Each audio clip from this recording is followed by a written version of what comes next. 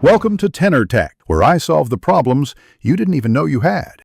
You begin by opening Canva and signing in. This saves your work automatically. Once done, click Create a Design and pick a preset or custom size to enter dimensions. Use inches or pixels depending on output. Print prefers inches or mm. Make sure orientation is set and that you know final use because that drives resolution and units. Don't waste time adjusting elements later. Set canvas size first so guides, grids, and templates align to your chosen page dimensions. Now you change the page size and adjust the layout. If you have Canva Pro, click Resize and type exact width and height, then apply to create a copy or overwrite.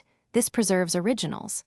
If not, use File Resize or start a new design with those dimensions. Toggle lock aspect ratio to keep proportions or unlock it when you need a different shape.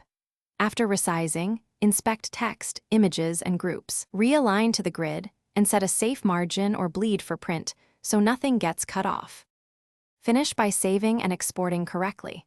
You can save the adjusted canvas as a template or click Download and choose Format, PDF print for high-quality prints with bleed, PNG, or JPG for digital use. Make sure resolution matches destination, 300 dpi for print, 72 dpi for screen. Once exported, open the file to confirm margins and image quality. If something looks wrong, reopen the design. Verify units and locked aspect ratio, and reposition objects. That single verification step fixes most sizing errors. Thanks for watching. Subscribe to keep your life in tune.